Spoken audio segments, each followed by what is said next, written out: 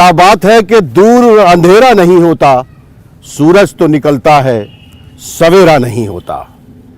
आज सुबह सवेरे हमारे मसाइल में हम आपका खैर मकदम कर रहे हैं बुलंदशहर से। बुलंदशहर में हमारे मसाइल में आपका खैर मकदम है। आदाब, मैं हूं तहसीन मुनव्वर। दिल्ली से बहुत करीब है बुलंदशहर, लेकिन जब हम बुलंदशहर में आते हैं जो कि एक तारीखी शहर है, यहाँ के अपने अलग मसाइल हैं।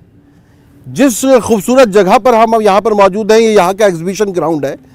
यहाँ बहुत ख़ास शख्सियत हमारे दरमियान मौजूद हैं। यहाँ के बच्चे भी मौजूद हैं, स्कूल से आए हुए हैं, स्टूडेंट्स हैं जो हमारे हाज़रीन में मौजूद हैं, और बहुत अहम शख्सियात यहाँ पर मौजूद हैं। आज हम बात करेंगे हमारे मसाइल में बुलंदशहर के मसाइल की, और बुलंदशहर के मसाइल के हवाले से अक़लियतों के मसाइल की भी हम बात करेंगे। तो आइए मैं आपका तारुफ करा दूँ हमारे दरमियान जो अहम शख्सियात मौजूद हैं। हमारे दरमियान मौजूद हैं मतलूब अली साहब।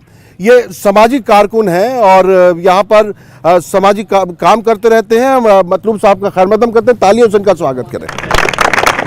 हमारे दरमियान मौजूद है नूर कुरैशी साहब। बुलंदशहर में जो हज कमेटी है उसके आप सदर भी हैं शायद। चलिए, आपका भी बहुत बहुत खैर मकदम है, तालियां बजा के इनके स्वागत करें। बुलंदशहर एक अगर कारोबार की नौयत से देखें तो एक बहुत यहाँ पर जो व्यापार है वो बहुत अहमियत रखता है। उसके व्यापार मंडल जो यहाँ है उसके सदर हैं जनाब राजेंद्र अग्रवाल साहब। हम इनका भी यहाँ पर खैर मकदम करते हैं, स्वागत करते हैं। ये खाली सीट जो है एक वकील साहब के लिए है, वो जब आएंगे तो हम उनसे भी आपका तारुफ कराएंगे। पूजा में लगे हुए थे, पूजा बस छोड़ के वो आ रहे हैं, तो जब तक वो आते हैं हमने कहा हम आपको क्यों इंतज़ार कराएं, हम शुरुआत करते हैं। नूर कुरैशी साहब, मैं आपसे अगर शुरुआत करूं, बुलंदशहर में आखिर ऐसी बुलंदी क्या है कि इसको बुलंद कहा जाता है? वाकई बुलंद है ये शहर? यहाँ के लोगों में जो बुलंदी है वो शायद किसी और ज़िले के लोगों में बुलंदी नहीं। यहाँ गंदम बहुत बड़ी तादाद में पैदा होता है। पूरे सूबे का 10% गंदम ज़िला बुलंदशहर से पैदा होता है। यहाँ गन्ना बहुत पैदा होता है, और यहाँ के फ़ौजी भी बहुत बड़ी तादाद में हमारी फ़ौज में खिदमत करते हैं। यहाँ आम पैदा होता है। आम के मुतालिक मैं ये बात जानकारी दे दूँ कि पूरी दुनिया के लिए आम यहाँ से सप्लाई होता है। बुलंदशहर अपने आप में बुलंद तो है ही, यहाँ के लोग ख्यालात में बुलंद है। यहाँ फ्रीडम फाइटर एक से बढ़कर एक रहे। इसी ज़िले से तीन मुख्यमंत्री राम प्रकाश जी रहे। इसी ज़िले से हमारे बाबू बनारसीदास साहब रहे। इसी ज़िले से मुजफ्फर हुसैन आले हसन बर्नी गवर्नर रहे। ये पॉलिटिकल रूप से ये समाज कहते हैं कल्याण सिंह और मायावती भी इसी जिले से ही है एक तरह से। कल्याण सिंह भी यहाँ से तो चार वजीर आला दे दिया आपने? और मायावती भी यहाँ से रही। चार वजीर आला देने के बावजूद भी इस बुलंदशहर को आज तक 72 किलोमीटर दिल्ली रेलवे से नहीं जोड़ पाए हम लोग। ये हमारी बदकिस्मती है। हमारे यहाँ के लोगों ने मेहनत मुशक्क़त करके अपना जीवन जैसे जी रहे हैं। देश के कर्णधाता जो लोग राजनीति में एक्टिव रहे हैं वो चांद तक तो लोगों को ले जा सकते हैं, लेकिन बुलंदशहर के रेल की लाइन को दिल्ली तक नहीं जोड़ सकते। ये हमारी बदकिस्मती है। हमारे सबसे बड़े मसाइल ये हैं कि हमारे यहाँ सब कुछ होने के बावजूद भी यहाँ का व्यापारी पीड़ित है। यहाँ का व्यापारी परेशान है कि उसको सीधी एक्टिविटी लाइन नहीं मिल पाए। राजेंद्र अग्रवाल साहब, जो ये कह रहे हैं व्यापारी बहुत परेशान है यहाँ का, क्या वजह रही कि आपको रेलवे लाइन तक नहीं मिल पाई? व्यापार का जो यहाँ पर हाल है इतना बुरा है। कोई भी इंडस्ट्री बुलंदशहर में नहीं है। एक खुर्जे में है और एक सिकंदराबाद में है। उनको भी प्रशासन और शासन सही से जीने नहीं देता।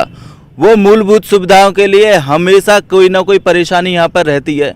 बुलंदशहर में 4 मुख्यमंत्री देने के बाद भी एक मुख्यमंत्री ने कोई ऐसा काम नहीं किया कि यहाँ पे इतनी बड़ी इंडस्ट्री लगा दी जाए या व्यापारियों के लिए कुछ ऐसा कर दिया जाए जो बाहर से लोग आएँ। जो मूलभूत सुविधा हैं, आप ये समझ लीजिए, वो मूलभूत सुविधाएं हमें नहीं मिल पा रही हैं। और जो पीड़ित करने के लिए शासन प्रशासन को वो पूरे तरीके से किया जा रहा है। एनसीआर में 10 साल से आगे गाड़ी नहीं चलेगी, जबकि यहाँ पे इतना पॉल्यूशन नहीं है। दिल्ली के मुकाबले पे यहाँ पर कम पॉल्यूशन है, और पॉल्यूशन हुआ तो किस वजह से? यहाँ 565 करोड़ रुपए का एक सरकारी सीवर की लाइन आई है। पूरा शहर खोद के डाल दिया। कोई कहने वाला नहीं, कोई सुनने वाला नहीं। भ्रष्टाचार उसमें इतना हो रहा है कि अगर किसी आदमी ने, हमारे नगर अध्यक्ष विजय गुप्ता ने उस पर आवाज़ उठाने की कोशिश की तो उनके नाम एफआईआर दर्ज हो गई। ठेकेदार उन पे इतना हावी है कि अगर वो कुछ भी गलत काम कर रहा है, अगर हमारे जिला अधिकारी महोदय वहाँ पहुँचते हैं तो कहीं से ऐसा फ़ोन कराता है कि अगले दिन ही पता नहीं चलता क्या होता है, वो उसी की बात गुणगान सब गाने लगते हैं। आपने वो परेशानियां बताई जो लगभग हर शहर में मिलती हैं, लेकिन ये शहर क्योंकि दिल्ली के करीब है तो यहाँ उम्मीद ये की जाती है कि दिल्ली तक आवाज़ जल्दी पहुँच जाएगी। लखनऊ तक मेरे ख्याल में आवाज़ बहुत देर से पहुँचती होगी, क्यों, क्या ख्याल है बतरू साहब? अब तो दिल्ली भी नहीं पहुंच रही और लखनऊ भी नहीं पहुंच रही आवाज़। जैसा अभी नूर भाई ने कहा कि जिला जो बुलंदशहर है ये कई मायनों में अपनी अहमियत रखता है, अपनी पहचान रखता है। जहाँ दूध का भी बड़ा उत्पादन है जनपद बुलंदशहर में। लेकिन जहाँ तक मसाइलों की बात है, ये सारे मसाइल बताए, जहाँ कोई बहुत बड़ी यूनिवर्सिटी नहीं है और तालीमी क्षेत्र में जो हमारे इदारे हैं उनकी तरफ भी सरकारों का कभी ध्यान रहा नहीं है। इसके साथ साथ एक सबसे बड़ी परेशानी जो ये हुई कि जहाँ फल पट्टी है, तमाम हमारे जनपद से आम की अलग अलग वैरायटी पूरी दुनिया में जाती हैं, लेकिन उस आम का मिठास पिछले कुछ दिनों से कुछ कड़वाहट पैदा हो गई है।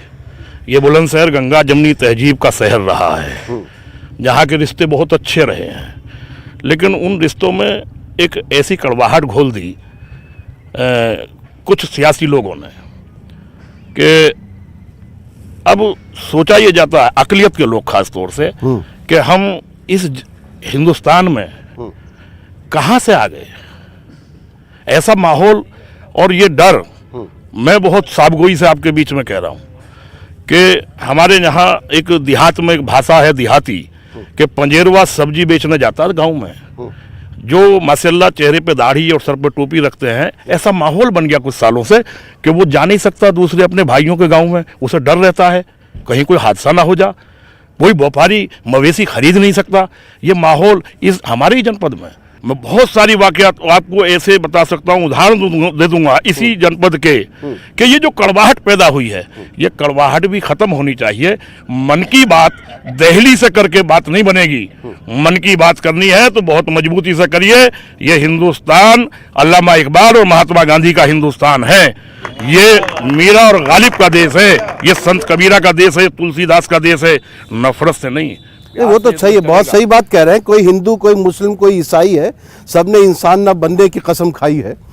सवाल इस बात का है, जो ये बात कह रहे हैं, ये तो इक्का दुक्का वारदातें होती है, उसको आप सब में कैसे जोड़ के देख सकते हैं? देखिए, बुलंदशहर शहर एक ऐसा है कि यहाँ पे लोग सभी मिलजुल कर रहते हैं। आज तक के इतिहास में यहाँ पे कोई भी राइट नहीं हुआ है, जबकि आसपास के ज़िले भी हैं, वहाँ देखे जाते हैं, और ना ही इस सरकार में आज तक कोई शिकायत आई है। ये सच्चाई है यहाँ की। सभी लोग प्यार से रहते हैं, मिलकर रहते हैं और तुष्टीकरण की राजनीति नहीं की जाती है। रही बात विकास की, यहाँ गन्ना किसान सुखी है, 2 चीनी मिलें यहाँ की बिक चुकी थी, वो चीनी मिल चालू की हैं, समय से खाद मिल रहा है। विपक्ष भी लाइट की बात नहीं करता, वरना मुद्दा रहता था राजनीति के चुनाव में कि लाइट नहीं आती, सड़क नहीं है, बिजली नहीं है, पानी नहीं है। हर व्यवस्था बहुत फर्स्ट क्लास है। रही रेल लाइन जोड़ने की बात, इस पर लगातार प्रयास चल रहा है। माननीय सांसद जी लगातार रेल मंत्री जी से मिलते हैं और अभी दूसरी लाइन बिछ रही है, यहाँ पे डबल लाइन बिछ रही है, कार्य चालू है। उधर विकास हो नहीं रहा, इधर विकास हो रहा है, ये क्या फर्क है राजेंद्र अग्रवाल साहब? यहाँ बैठने पर से विकास दिखाई नहीं देता, वहाँ बैठ के विकास कैसे दिखाई दे रहा है? विकास जो है वो, आप भाजपा के सक्रिय सदस्य हैं, महामंत्री हैं, इसलिए वहाँ पर दिखाई दे रहा है। हाँ। विकास की बुलंदशहर में वाकई में जिस तरीके से होना चाहिए उस तरीके से नहीं हो रहा। लेकिन मैं मतलब भाई मेरे बड़े भाई हैं, उनकी बात से बिल्कुल भी इत्तेफाक नहीं रखता। बुलंदशहर एक ऐसा शहर है जहाँ पे हिंदू और मुसलमान ने ये दिखा दिया है, आज तक कोई कम्युनल राइट बुलंदशहर में नहीं हुआ है। और इसके लिए तो ताली बजनी चाहिए कि नहीं बजनी चाहिए? और हिंदू और मुसलमान छोटे छोटे व्यापार यहाँ पर, बड़ा व्यापार यहाँ पर हो नहीं पाया है कोई भी। मैंने पहले ही कहा, व्यापार की जो मूलभूत जगह थी वो भी खत्म हो रही हैं और व्यापार के नाम पर केवल दुकानें हैं यहाँ पर, और कुछ नहीं है। किसी चीज़ का व्यापार नहीं, कोई इंडस्ट्री नहीं है, कोई कुछ नहीं है। और विकास के नाम पर तो आप बुलंदशहर को जीरो मान लीजिए। और हमारे जितने भी यहाँ पर जो जनप्रतिनिधि हैं वो अपने आप में मशरूफ रहते हैं, किसी ने भी यहाँ पर व्यापार को चलाने के लिए कुछ भी नहीं किया आज तक, कोई भी बताइए। चलिए और ठीक है। जो रेल की बात है, रेल यहाँ पर नहीं जुड़ पाएगी, और जो दूसरी लाइन बन रही है वो केवल मालगाड़ी के लिए बन रही है। डेडिकेटेड फ्रेट कॉरिडोर जा रहा होगा यहाँ से। नहीं, मैं देखिए, मुझे अभी मैं लोग भी, आप लोग सवाल पूछेंगे यहाँ जो लोग बैठे हुए उनसे। यहाँ मैं एक थोड़ा सा ब्रेक ले लेता हूँ, ब्रेक के बाद लौट कर आएंगे और इस बातचीत को जारी रखेंगे। हर शख्स की आंखों में मसाइल के हैं आंसू, होठों पे हंसी सिर्फ दिखाने के लिए है। लौट कर आते हैं इस मुख्तसर वक्फे के बाद, ब्रेक। तुम प्यार की सौगात लिए घर से तो निकलो, रास्ते में तुम्हें कोई भी दुश्मन ना मिलेगा। ये बुलंदशहर ने बता दिया है। बुलंदशहर में अमन और अमान उन दौर में भी रहा जब पूरे हिंदुस्तान भर में आग लगी हो। यहाँ के हिंदू मुसलमानों ने मिलजुल कर रहकर यहाँ बता दिया कि सब एकता के साथ चलते हैं, एकता के साथ रहते हैं। और ये जिस ग्राउंड में हम खड़े हैं, यहाँ की जो यहाँ पे जो नुमाइश लगती है वो इस बात का सबूत होती है कि बुलंदशहर जो है वो गंगा जमनी तहजीब का शहर है। ये बताइए, यहाँ के जो मेलजोल की जो विरासत है वो कितनी अहम है? मेलजोल की विरासत के लिए सबसे बड़ी बात तो यह है कि हम लोगों के दिलों में और ज़मीर के अंदर, हमारे अखलाक में एक दूसरे को समझने की सलाहियत है। अगर हम एक दूसरे को नहीं समझेंगे, एक दूसरे को प्यार मोहब्बत से नहीं देखेंगे, तो ये मोहब्बत का पैगाम जो है, जो बुलंदशहर से शुरू हो करके और इस बुलंदी पे पहुंच चुका है कि हम लोग आज ज़िंदगी के उस पहलू पर आ गए हैं कि हमें सुकून तो है, लेकिन इस सुकून के अंदर इन नेता लोगों की तरफ से बेचैनियाँ इतनी पैदा कर दी जाती हैं कि आखिर ये सुकून से हैं क्यों। तो गैर मुमकिन है कि हालात की गुत्थी सुलझे, अहले दानिश ने बहुत सोच के उलझाई है। क्या बात है, वाह वाह वाह। हमारे बुलंदशहर की बुलंदी को कोई नीचा नहीं कर सकता, ये हमें पूरी उम्मीद है। हमारे मसाइल, आप लोग नेताओं का सुकून क्यों नहीं छीनते? आप उनसे जाके सवाल क्यों नहीं करते? अब यह है कि कोशिशें तो की जाती हैं, कोशिशें की जा रही हैं, कोशिशें की जाएंगी। ये आश्वासन तो ये बहुत अच्छे लगते हैं, लेकिन इनके ऊपर अमल नाम की कोई चीज़ नहीं है। देखिए, आपने देखा जो जिस तरह, सर आप बोलेंगे? अच्छा, यहाँ जो वक्फ प्रॉपर्टी है उस पे भू माफियाओं ने कब्जे कर रखे हैं और उसका कोई देखने भालने वाला नहीं है, न शासन में न प्रशासन में। पब्लिक या जो लोग उसमें काम कर रहे हैं उसका प्रशासन जो है साथ नहीं दे रहा। प्रशासन का कहना है इन पर कोई धारा ही नहीं बनती जो उनको अरेस्ट किया जाए। कब्रिस्तान के मैटर हैं, कब्रिस्तान ने कब्रें तोड़ तोड़ के वहाँ नाजायज़ कब्जे कर रखे हैं। कब्रिस्तान तो गायब ही हो रहे हैं एक तरह से देखा जाए तो। कल को शमशान की जरूरत पड़ेगी मुसलमानों को, लगता है। हाँ, बिल्कुल सही, बिल्कुल सही बात है। हो सकता है वो भी ना मिले। नूर क़ुरैशी साहब, आप तो हज कमेटी के मेंबर भी हैं, आपकी बात वहाँ तक पहुँच भी सकती है। ये जो औकाफ है हमारा, इसके जो मसाइल हैं ये किसी तरह से हल क्यों नहीं हो पाते? देखिए, इसके मसाइल ये हल इसलिए नहीं हो पाते, औकाफ की 75 ज़मीनों पे नाजायज़ कब्ज़ा उन्हीं समाज के लोगों का जिनके औकाफ हैं, मुस्लिम समाज साफ कहिए मुसलमानों का कब्जा है। साफ कहिए कि मुसलमान खुद अपने औकाफ पे कब्जा करता है। अपनी जायदाद को बर्बाद करने में ये सबसे ज़्यादा आगे हैं। इसमें दूसरे किसी कसूरवार नहीं है। वक़्फ़ की जितनी संपत्ति है वो समझता है कि मेरी अपनी मिल्कियत है, जाती मिल्कियत है।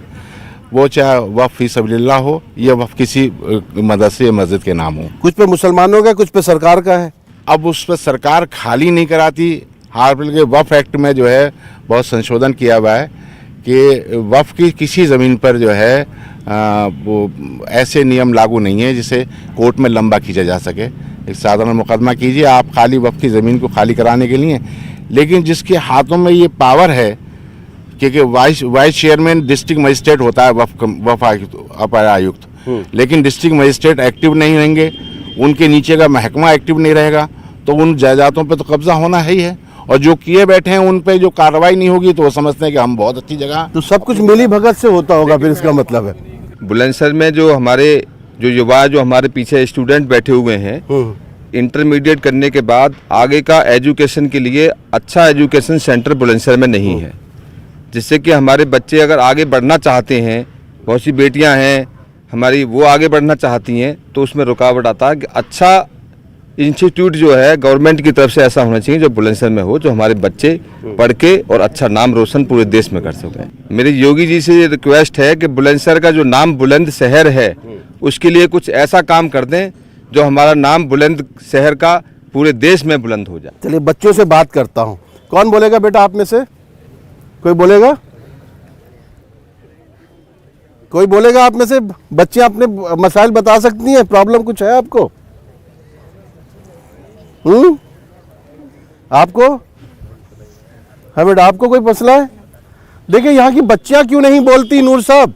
सामाजिक चीज़ों में ख़वातीन को पीछे रखा जाता है, मर्द हजरात उससे आगे निकलते हैं।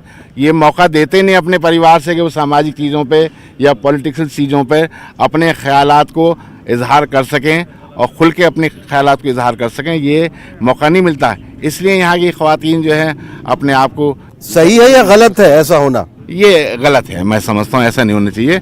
आज़ादी मुल्क है, आज़ादी से सबको अपनी बात कहने का हक होना चाहिए, इसमें ख़वातीन हो। ये एक चीज़ मैं आप लोगों से अलग हट के आपसे बात करूँगा, जो भाई साहब ने कहा कि यहाँ की बिजली के बारे में कोई नहीं कहता। यहाँ की बिजली के बारे में कहने को तो बहुत कुछ है। आप फॉर एग्जाम्पल दिल्ली ले लीजिए, पूरे हिंदुस्तान में सबसे ज़्यादा सस्ती बिजली दिल्ली में है। स्वास्थ्य के मामले में दिल्ली सबसे अच्छी है, शिक्षा के मामले में अच्छी है। जो सरकारी स्कूल का उसका एक थिएटर बना हुआ है, और महिलाओं को पूरी रोडवेज की बसों में फ्री कर दिया वहाँ की दिल्ली सरकार ने, तो वो भी एक सरकार चला रही है। तो आप आम आदमी पार्टी की तरफ से हैं यहाँ पर? मैं किसी पार्टी में सामाजिक आदमी हूँ, मैं एक सामाजिक आदमी हूँ। जो समाज की चीज़ें हैं उसकी मैं बोलूँगा। आपने कॉरिडोर के बारे में बात कही, कॉरिडोर बनना है बंगाल से लेकर के अम्बाला तक, जो वाया सहारनपुर, मेरठ, मुजफ्फरनगर निकलेगा, दिल्ली से उसका कोई ताल्लुक नहीं। दिल्ली के ट्रैफिक को कम करने के लिए वो कॉरिडोर बनाया जा रहा है, उससे दिल्ली का कोई ताल्लुक नहीं। जो मसला है वो अपनी जगह कायम है। 4 मुख्यमंत्री या गवर्नर रहते हुए यहाँ का रेल मंत्री भी रहे। कुमार सुरेंद्र पाल सिंह यहाँ के यहीं से MP थे और रेल मंत्री रह चुके हैं। उसके बावजूद भी हम लोग 72 किलोमीटर लाइन नहीं जोड़ पा रहे हैं बुलंदशहर के लोगों को। नहीं, ये बात तो वाकई मतलब तकलीफ की बात है कि अगर यहाँ रेलवे लाइन नहीं पहुंची, जैसे मेवात में भी जो है हरियाणा में अब जाके कहीं से रेलवे लाइन पहुंच रही है, जबकि यहाँ, अच्छा यहाँ से कितनी दूर पे आपको रेलवे लाइन मिलती? अभी सदर आलम ने कहा, मेहमानों ने कहा कि 72 किलोमीटर तो यहाँ जो दिल्ली पड़ता है, मगर एक हमारा चोला स्टेशन भी पड़ता है यहाँ बुलंदशहर से, उसकी मात्र दूरी शायद 14-15 किलोमीटर होगी। तो मेरा जो केंद्र सरकार से चैनल के माध्यम से कहना है कि चलो दिल्ली तो बाद में जोड़ोगे, पहले चोले को जोड़ दिया जाए। पहले चोले जो चोला स्टेशन है उसको जोड़ दिया जाए, तो बुलंदशहर से याद है इनकी बात पे तो सभी तारीफ कर रहे हैं। बुलंदशहर से जो चोला 14 किलोमीटर बहुत बड़ी लाइन है, पूरे भारत को जोड़ती है वो लाइन। और मैं समझता हूँ उससे बहुत बड़ी समस्या हल हो जाएगी। और चोला तो वैसे भी छोटा स्टेशन है, तो उसको जंक्शन बना देंगे ना, वो ये कह रहे हैं। अगर उसको जंक्शन बना सकते हैं, और मेरे ख्याल से एक आप जो जवाब दे दी, फिर हम ब्रेक पे जाएंगे। चोला की बात नहीं, मैं व्यापार की ही बात करता हूँ।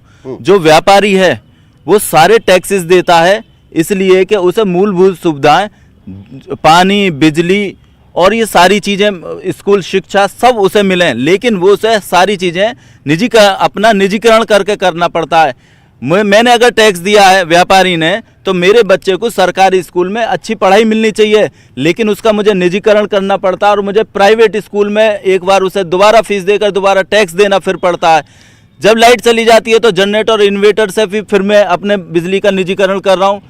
अब पानी है, समर लगाकर अपना निजीकरण कर रहा हूँ। सरकार का क्या इसमें रोल है? बुलंदशहर में सरकार का कोई भी रोल नहीं है। कोई भी सरकार आ जाए, सरकार यही नहीं भाजपा, इतनी सरकारें आई, किसी भी सरकार पर बुलंदशहर में कोई भी काम आज तक हुआ नहीं है। व्यापारी करता है तो अपना काम निजीकरण अपने पैसे से ही करता है, 2-2, 3-3 बार टैक्स देता है वो। एक बार इनकम बिल्कुल सही बात है। देखिए GST देता है, एक बार फिर हर चीज पे वो टैक्स हाँ, देखिए जो ये बात कह रहे हैं, देखिए वादे सब करते हैं, इतने वादे करने के बाद लोग आते हैं। और आइए, सुमन राघव साहब आ गए, वकील साहब हैं, आप बैठिए यहाँ पर, हम ब्रेक पर जाने वाले हैं और इनका हम यहाँ पे स्वागत भी करते हैं, खैर मकदम करते हैं।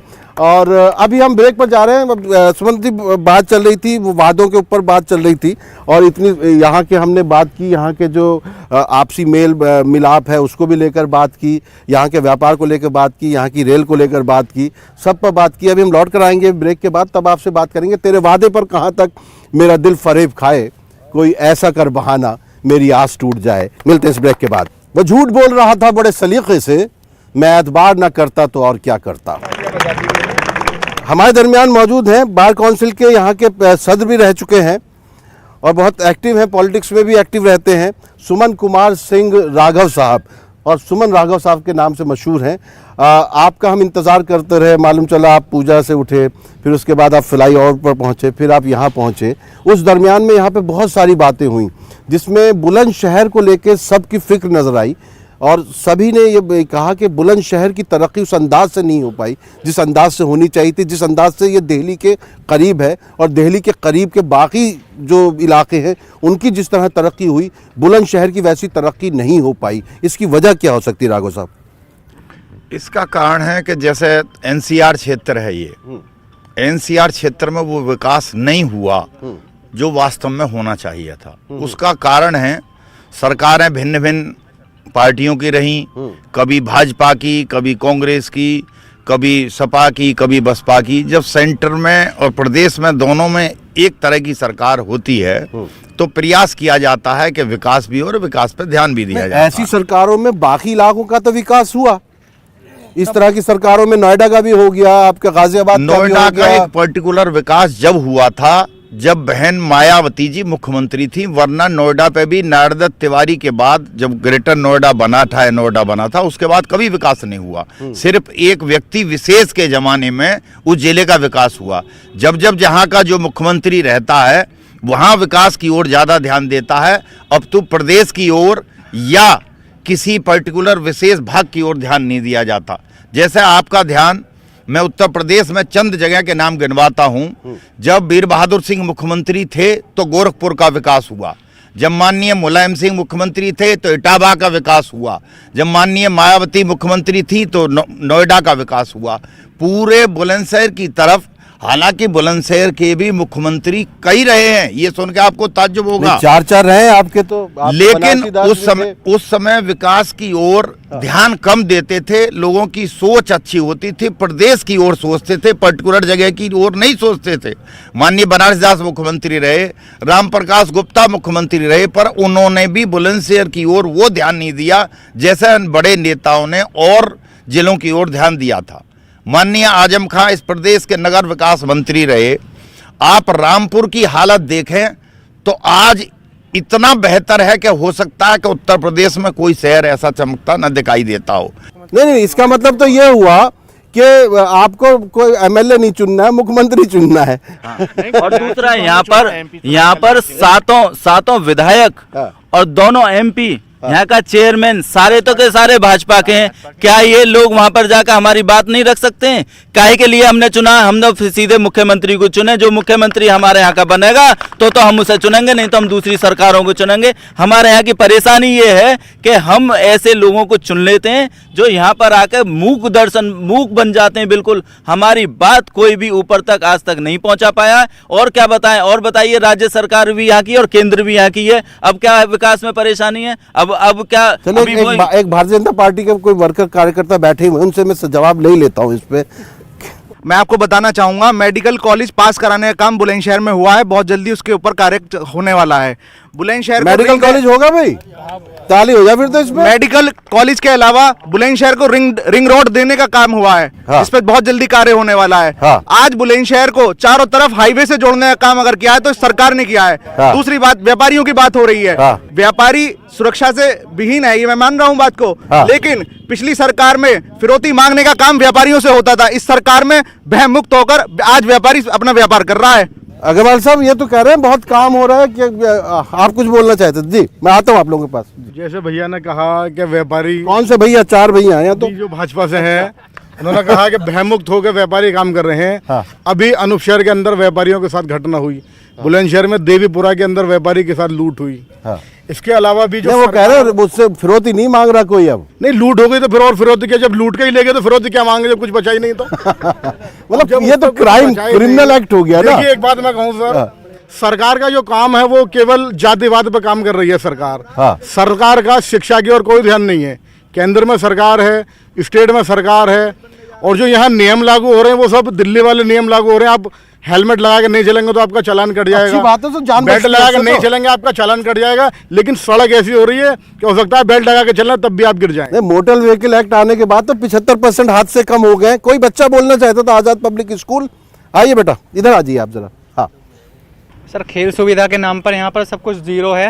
हाँ। अभी कुछ दिन पहले ये जो स्टेडियम है यमुनापुरम स्टेडियम, इसमें बैडमिंटन कोर्ट के लिए अप्लाई हुआ था, ऊपर से गवर्नमेंट ने उस कोर्ट बनवाने के लिए सुविधा दी हुई थी। लेकिन क्या होता है, जैसे ही यहाँ के एसएसपी चेंज हुए उसके बाद उसका कुछ पता ही नहीं है, ना तो वहाँ पर कोई कोर्ट है ना कुछ है, नहीं खेलने की अच्छी सुविधाएं हैं। ठीक है, मतलब सर पैसे तो लिए जाते हैं लेकिन सुविधाएं कोई भी दी नहीं जाती हैं यहाँ पर। और कह रहे थे विकास, सर विकास के नाम पे, सही बात है, सर ने कहा था कि विकास के नाम पे जीरो है, विकास कोई हो नहीं रहा। सीवर हो रहा है तो उसके साथ साथ रोड बननी चाहिए। यहाँ पर बहुत सा धूल होती है, उससे बहुत दिक्कतें होती हैं। चलिए बहुत अच्छी बात है, सीवर से तो मच्छर भी दूर होंगे, लेकिन आप बहुत अच्छा बोले। इनको कोई किसी पॉलिटिकल पार्टी से मिला हो या आगे के लिए काम का आदमी है। अली शरण इधर आइए आप, ये हमारे नुमाइंदे हैं यहाँ पर बुलंदशहर में, हम इनसे पता करते हैं यहाँ क्या हो रहा है। ये जो कुछ बातचीत हो रही है यहाँ पर, क्या मतलब क्या सच्चाई है, लोग मतलब विकास को लेके क्या हो रहा है, आप जो इतनी रिपोर्ट भेजते थे उसमें कितनी सच्चाई है? देखिए, इस बात से बिल्कुल इनकार नहीं किया जा सकता सर कि बुलंदशहर बेहद ऐतिहासिक शहर है। बुलंदशहर की बात की जाए, दिल्ली के बेहद नज़दीक है, लेकिन जिस तरह से दिल्ली और एनसीआर के शहरों के तर्ज पर काम हो रहा है और शहरों में, बुलंदशहर में नहीं हो रहा, और ख़ास यही वजह है जो लोग बेहद यहाँ के परेशान रहते हैं सर। चलिए ठीक है, एक शायर साहब भी यहाँ पे मौजूद है, मैं ज़रा उनसे भी बात कर लेता हूँ। आए एक मिनट। आपको बुलंदशहर में क्या नज़र आता है? बुलंदशहर में नज़र का सवाल ये है कि यहाँ पर जो विकास का मामला है वो चल रहा है, लेकिन बहुत धीरे धीरे चल रहा है। अब देखिए, ये जो हमारा नुमाइश वाला पुल है, ऊपर तक तो हो गया ठीक, लेकिन नीचे से जो सड़क जानी चाहिए आम लोग वहाँ पर लोग तो इतनी तकलीफ होती है कि लोग गिर जाते हैं और बराबर गड्ढे हैं, तो वो बहुत ही ज़्यादा खतरनाक है। 3-4 फ्लाईओवर बन रहे हैं ज़िले में, लेकिन कोई भी किसी में भी काम कंप्लीट नहीं है। तो इस पर कोई शेर कहा आपने? शेर तो तो मसला ये है कि गवर्नमेंट अगर चाहे तो इसको ठीक कराए। 3-4 फ्लाईओवर एक ही टाइम में बुलंदशहर जिले में चल रहे हैं, लेकिन कोई भी कंप्लीट नहीं हो रहा है। नदी के पुल का ये आलम है कि जब वहाँ से गुजरेंगे आप तो आपको रुमाल लगाना पड़ेगा, इतनी गंदगी है जिसकी हद नहीं, इतने मच्छर हैं, सड़क टूटी हुई है, विकास का कोई यहाँ पर काम नहीं है। चलिए जी, आप कुछ बहुत देर से बोलना चाह रहे थे जी। बुलंदशहर जो तारीखी शहर है, इसकी तारीख ये कि राजा बरन थे, उनके नाम से ये बरन कहलाता है। सब बरनी यही के होते हैं। और इसके अलावा राजा हरी डोर है ऊपरकोट में जो लगा हुआ है, जहाँ वो गुजरे थे महमूद गजनवी, जहाँ से गुजरे थे, वो सब चीज़ लगी हुई है। बुलंदशहर में तारीखी इमारतें भी है। ऊपरकोट में तहसील का स्कूल है, उससे आप देखें, अगर उसके फोटो खींच के देखें तो ऐसा लगेगा किसी बहुत बड़ी अच्छी बिल्डिंग पर आप चल रहे हैं, बहुत अच्छे किले पे चल रहे हैं आप। वो इतना बदहाल है कि उसके चारों तरफ नालियाँ वगैरह जो है वो तो उसको बर्बाद कर रही है, उसकी सीढ़ियों को।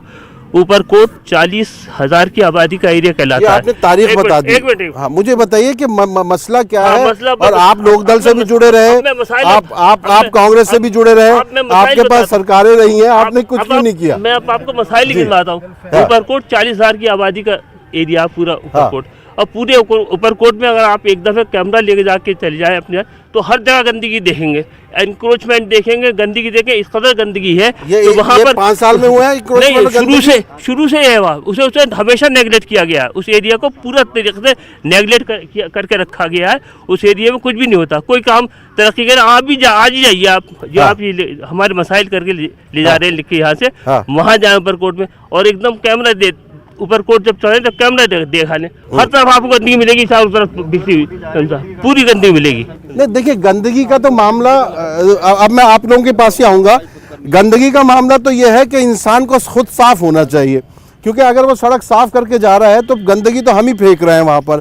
हम जो है गाड़ी से सामान फेंकते हैं, हमारी चीज़ से सामान फेंकते हैं, हमारे अंदर ये गंदगी है। सफाई तो हमारे अपने अंदर होनी चाहिए, वो सफाई वाली आदत हम में है नहीं। लेकिन बहुत अच्छी बात कही, ये जो पुल बन रहा है इसके साथ नीचे जो है बहुत गड्ढे वड्ढे हैं, लोग गिर जाते हैं, तो कोई गिरता है तो उसको आप लोग उठा लेते हैं ना कि नहीं, या गिरा ही रहने देते हैं? ठीक है।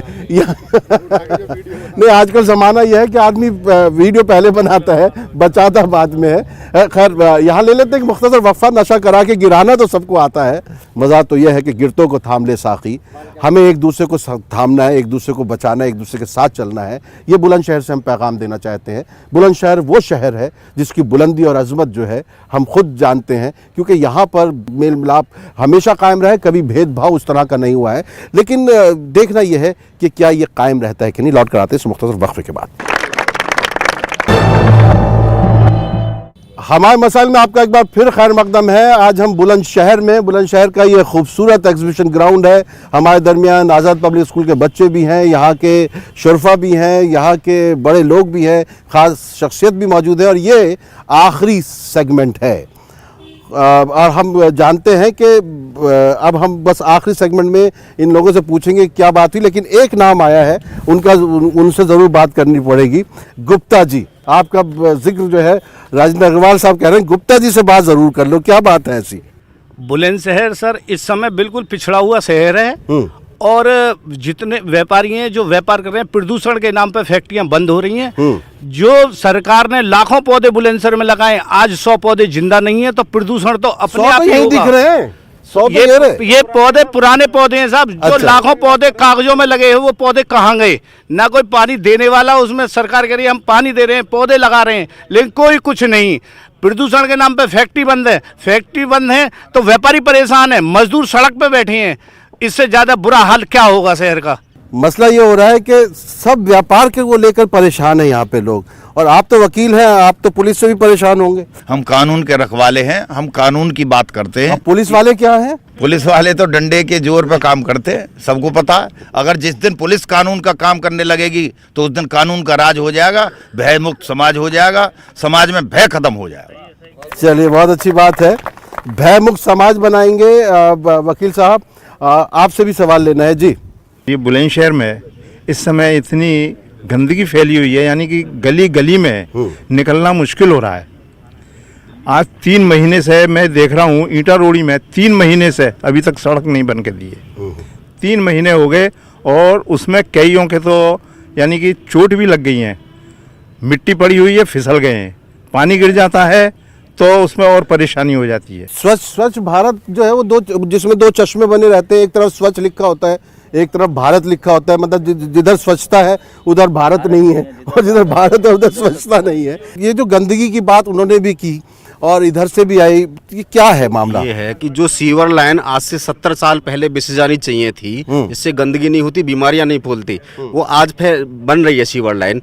तो कोई अगर व्यवस्था हो रही है तो उसमें टाइम तो लगता ही है। सीवर लाइन बनती जा रही है, ऊपर से सड़क बनती जा रही है, उसमें थोड़ा सा व्यवस्था बनाने में समय लगता है। अब विकास की बात कह रहे हैं, मेरठ बुलंदशहर हाईवे बना है, बुलंदशहर डिवाई मुरादाबाद रोड बन रहा है, अनूपशहर बुलंदशहर रोड बना है, इतने सारे काम हो रहे हैं साहब। 24 घंटे लाइट आ रही है। कोई कह दे अपने चश्मे को उतार के और दिल पे हाथ रख के कहे में कि अब क्या काम हो रहा है और पहले क्या कार्य होता है। दिल तो इधर होता है। बिल्कुल बिल्कुल। आपने इधर बताया। मैंने दिल पे नहीं रखा हाथ। मुझे तो पता है। अच्छा। मुझे तो पता है कि मेरे दिल में क्या है, मुझे हाथ रखने की जरूरत नहीं है, लेकिन ये चश्मा उतार के देखें कि क्या लाइट नहीं आ रही। किसानों को समय से खाद नहीं मिल रहा। जब किसानों की बुवाई होती थी खाद ब्लैक हो जाते थे और यही सेठ लोग उस खाद को ब्लैक में बेचते थे। कंपनियां यूरिया को उठा उठा के ले जाती थी और उसके केमिकल बनाती थी। आज समय से किसान को लाइट मिल रही है, खाद मिल रहा है, बीज मिल रहा है, व्यवस्था सब बढ़िया है, चीनी मिल चल रही है। ये गन्ना प्रधान जिला है, एक एक गन्ना किसान का लिया जाता है। और गन्ने के पैसे अब तक मिले कि नहीं मिले? क्योंकि कई सरकारें, मैम आप कुछ बोलेंगी? यहाँ पे जो जन समूह बैठा हुआ है मेरे साथ और मेरे प्यारे बच्चे बैठे हुए हैं, केवल इनसिक्योरिटी जो गर्ल्स की होती है उसको लेकर मैं अवेयर हूँ। जो हमारे यहाँ पे जो गर्ल्स हैं वो सिक्योर होनी चाहिए। Only I want to this, nothing else.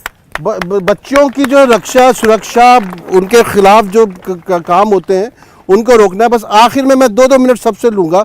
मतलब साहब, आपको क्या कहना है, बुलंदशहर को आगे बढ़ाने के लिए क्या करना चाहिए? जब आपने लिखा है हमारे मसाइल, तो बसपा की गवर्नमेंट में गर्ल्स इंटर कॉलेज बना था जहां मामन पे, हम लोगों ने ही प्रयास करके बनवाया, उसमें टीचर नहीं है। ये हमारे मसाइल हैं। वहाँ अल्पसंख्यक समुदाय के गांव हैं, मेरी बात सुन लीजिए, अल्पसंख्यक समुदाय के गांव हैं, उन्हीं के लिए स्कूल बनवाया था, वहाँ टीचर नहीं है। ये हमारे मसाइल हैं। पिछली अखिलेश जी की सरकार में गर्ल्स डिग्री कॉलेज एतमाद सराय पे, जिसमें हमारे यहाँ के फ्रीडम फाइटर रहे, उनके नाम पे, कैप्टन अब्बास अली साहब के नाम पे हमने कराया गवर्नमेंट से, वो काम बंद है, उसके लिए पैसा रोक दिया सरकार ने। ये हमारे मसाइल हैं। हमारे जो किसानों के मसाइल है, बहुत सारी बातें उठी, जहाँ चीनी मिल है, बात उठी, गन्ना प्रधान जिला है, ये बताइए कौन कौन सी चीनी मिल पे कितना बकाया किसान का है, एक मिनट सुन लीजिए, ये बताइए कि आपकी सरकार ने आपकी सरकार ने तय किया कि एक किसान के 1 कुंटल गन्ना पैदा करने पे 290 रुपया खर्चा आता है और गवर्नमेंट ने कहा हम 1.5 गुना देंगे, तो 425 रुपया दीजिए किसान को गन्ने का पेमेंट। कहाँ दे रहे हैं आप खुद कहते, खुद नहीं करते। कितना गन्ने का बाकी है? जो मैंने शुरू में कही थी, यहाँ स्वास्थ्य की कोई व्यवस्था नहीं है। हॉस्पिटल में कितने डॉक्टर हैं? आप डॉक्टरों का इंतजाम करिए, यहाँ इलाज होना चाहिए। आदमी भागता मेरठ और दिल्ली के लिए, नोएडा के लिए, महंगे हॉस्पिटल है।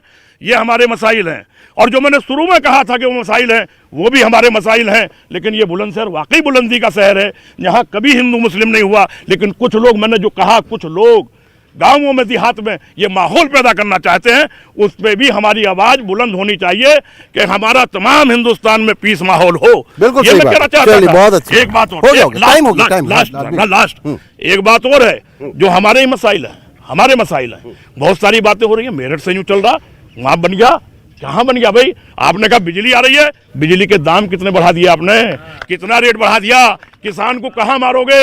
आप कह रहे हो यूरिया मिल रहा, यूरिया की भर्ती 50 किलो आपने कर दी 45 किलो, रेट बढ़ा दिया। डीएपी का रेट बढ़ा दिया। किसान बोलने को तैयार नहीं है, ईडी और सीबीआई खड़ी है पीछे, किसी को बंद करा दोगे। इसलिए किसान बिल्कुल दुखी है, किसान आत्महत्या कर रहा। पर डे हिंदुस्तान का रिकॉर्ड है 33 किसान पर डे, हर रोज 33 किसान हिंदुस्तान के आत्महत्या कर रहे हैं। यह आपका रिकॉर्ड है, आपकी गवर्नमेंट का रिकॉर्ड है कि 33 किसान पर डे। आपकी सरकार में क्यों हो रहा भाई? आप तो रामराज ला रहे थे, आप तो सब जो है सुखी कर रहे थे, आप तो 125 करोड़ हिंदुस्तानियों का ख्याल रख रहे थे। आपकी सरकार में क्यों किसान मर रहा, क्यों आत्महत्या कर रहा? चलिए, ये आप इनमें तो नेता बनने के सारे गुण मौजूद थे, आपने इन्हें क्यों नहीं भेजा? नहीं, इनको चुन के क्यों नहीं भेजा? नहीं, इनको चुन के क्यों नहीं भेजा आपने? आपने अपनी पार्टी के खिलाफ नहीं बोले ऐसे, आपने अपनी पार्टी के खिलाफ नहीं बोले, उन्होंने आपके साथ न्याय किया। देखिए, हमारी पार्टी में कभी डॉक्टर लोहिया हमेशा ये कहते थे, हम डॉक्टर लोहिया को फॉलो करते हैं, डॉक्टर लोहिया की विचारधारा को मानते हैं, महात्मा गांधी की विचारधारा को मानते हैं, बाबा भीमराव अम्बेडकर की विचारधारा को मानते हैं, और लेनिन को भी मानते हैं, और मार्क्स को भी मानते हैं। क्योंकि जब लाल झंडे की और लाल आंदोलन की बात होगी तो हम लेनिन को मानते हैं, और जब संविधान की बात होगी तो बाबा भीमराव अम्बेडकर को मानते हैं, और जब सामाजिक एकता की बात होगी तो डॉक्टर लोहिया को मानते हैं। मतलब लेकिन जवाब नहीं दिया, जवाब नहीं दिया। डॉक्टर लोहिया हमेशा ये कहते थे कि कार्यकर्ता को सब कुछ मिलता है, उसे कुछ ना कुछ जरूर मिलता है। जब सरकार बनती है, उसका विधायक, उसका एमपी जीतता, उसके मन को शांति मिलती है। मेरे मन को शांति है। अगर मेरे बड़े भाइयों को तकलीफ है तो उनकी तकलीफ जायज है, लेकिन मेरे मन को शांति है कि मैंने जो मेहनत की अपनी पार्टी के लिए, मेरी पार्टी यहाँ से उठ के और दिल्ली तक और लखनऊ में सरकार बनाई, मुझे कोई आपत्ति नहीं। चलिए ठीक है, लेकिन आपकी पार्टी ने आपके साथ ज्यादती की होगी, है? आपका दर्द बता रहा है। राघव साहब, बस आखिर में क्या कहना चाहते हैं आप? देखो, जहां तक सरकार का सवाल है, काम का, ऐसा कोई क्षेत्र नहीं है, बिजली, पानी, सड़क, शिक्षा, स्वास्थ्य, जिसमें काम न हुआ हो। रही कहने की बात, तो लोग तो हमेशा मुखालफत करने वाले, या विपक्ष का काम है मुखालफत करना, वो करते रहेंगे। यहाँ की पश्चिमी उत्तर प्रदेश की हम वकीलों की एक समस्या है, जो जब 80 से चली आ रही है, कि एक बेंच की मांग चल रही है, हाई कोर्ट बेंच की।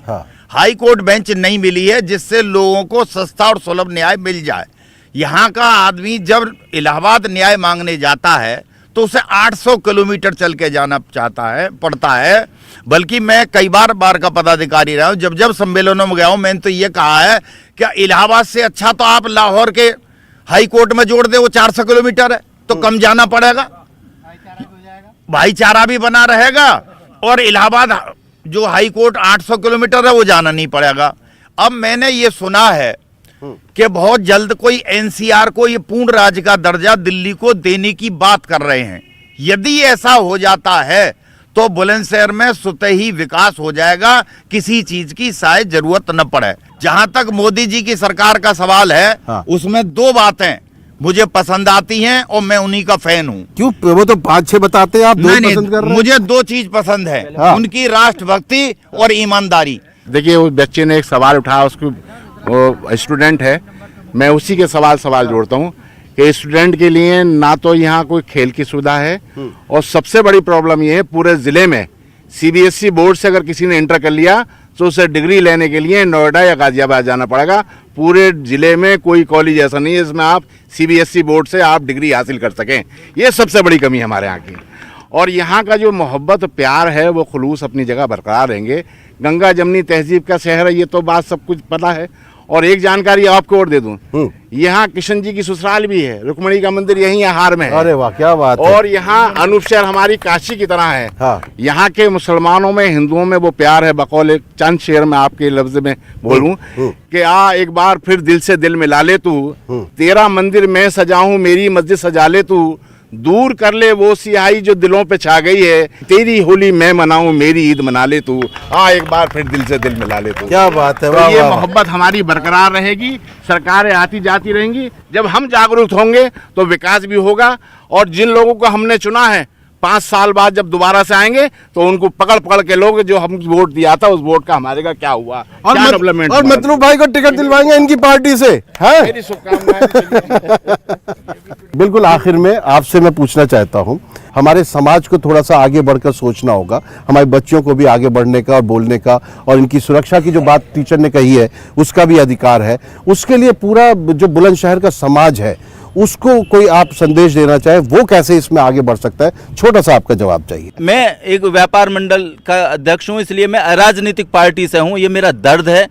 और कोई भी जो दर्द है, मैं कहीं किसी वोटर में, मैंने फिर कह रहा हूँ, वोटर मैंने वोट दिया योगी जी को और मोदी जी को क्योंकि वो ईमानदार हैं। लेकिन नहीं, जीतने के बाद तो हम भी कह देते हैं जो जीतता है हमारे वोट से जीतेगा। मैं हमेशा ही रहा हूं। मैं इस दूसरी बात यह है, किसी भी देश को चलाने के लिए उसकी अर्थव्यवस्था का होना बहुत जरूरी है। और मैं कहता हूं कि एक कलंक था 370 वो हट गया, मस्जिद इसका भी जो था वो मसला खत्म हो गया। अब इन खुमारियों में से उतरो सरकार, और कम से कम व्यापार की तरफ देखो। व्यापार ठप पड़े हैं, व्यापारी परेशान हैं। अगर अर्थव्यवस्था अच्छी हो जाएगी, मैं भाई साहब की बात का जवाब देना चाहता हूं। पहली बार बिजली बहुत अच्छी आ रही है। मैं कहता हूं हम तरसते थे कि कैसी अब इस बुलंदशहर में कभी बिजली आएगी कि नहीं, लेकिन मेरे साथ तो वैसा ही व्यवहार हो रहा है। मैं 4 घंटे 5 घंटे के लिए फ्रिज बंद करता हूं ताकि बिजली का किराया तो कम आए। जहां मैं 2000 रुपये दे रहा था, आज 6000 रुपये बिजली का बिल आ रहा है। बताइए, बिजली का बिल।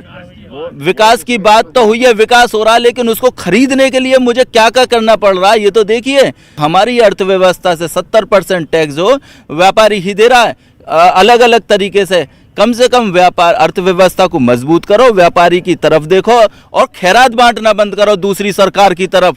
देखिए नाज़रीन, बात यह है कि पूरे समाज को सोचना है। इन्होंने कहा कि सरकार को भी सोचना है, व्यापार के बारे में ही नहीं सोचना है, पूरे समाज के बारे में सोचना है, और खास तौर से बुलंदशहर की तरक्की को लेकर सोचना है। आज हम बुलंदशहर में सिर्फ इस वजह से आए कि हम यहाँ के लोगों के मसाइल जो हैं इनसे ही पूछना चाहते थे, इनके मसाइल हम आगे तक ले जाना चाहते थे हमारे मसाइल के ज़रिए।